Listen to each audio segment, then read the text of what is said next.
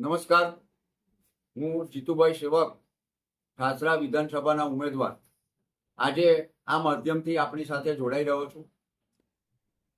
એક અત્યંત દુઃખની બાબત છે કે નામદાર સુપ્રીમ કોર્ટ દ્વારા 2010 પહેલા નિમણૂક પામેલા શિક્ષકો માટે ટેટની પરીક્ષા ફરજિયાત આપવી પડે તેવો એક હુકમ કરવામાં આવ્યો છે અને આ હુકમથી નારાજ થઈ અને અખિલ ભારતીય શિક્ષક સંઘ દ્વારા ધરણા પ્રદર્શનો કરવામાં આવી રહ્યા છે.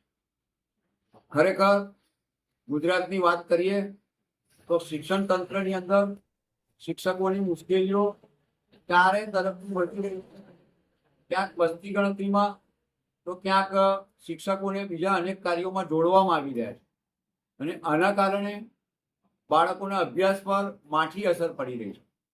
એક તરફ ગુજરાત સરકાર સર્વ શિક્ષણ અભિયાનના માધ્યમથી SSAના માધ્યમથી લાખો કરોડોનો ખર્ચ કરે છે, પરંતુ શિક્ષકો શાળામાં નહીં હોવાના કારણે બાળકો પોતાનો અભ્યાસ કરવામાં આગળ વધી શકતા નથી.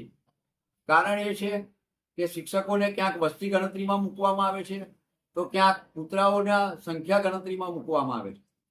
તો વળી સુપ્રીમ કોર્ટ દ્વારા 2010 પહેલા નિમણૂક પામેલા શિક્ષકોએ ફરજિયાત ટેટની પરીક્ષા આપવી પડે તેવો હુકમ કરવામાં આવ્યો છે. આ હુકમના કારણે શિક્ષણ તંત્રની હાલત ગંભીર બની છે. જો આ શિક્ષકો ફરજિયાત ટેટની પરીક્ષા આપે અને એ લોકોએ ટેટની પરીક્ષા આપવાની થાય તો ઘણા બધા શિક્ષકોને આની અસર નોકરીમાં થાય એમ છે અને આ જ કારણે અખિલ ભારતીય શિક્ષક સંઘ દ્વારા આના વિરોધ રૂપે ધરણા પ્રદર્શન કરવામાં આવી રહ્યા છે અને આગળ જતા આ જ શિક્ષકો પોતાના અલગ અલગ સંઘો અને યુનિયન મારફતે હડતાલ પર જશે તેવી ચીમકી ઉચ્ચારવામાં આવી છે.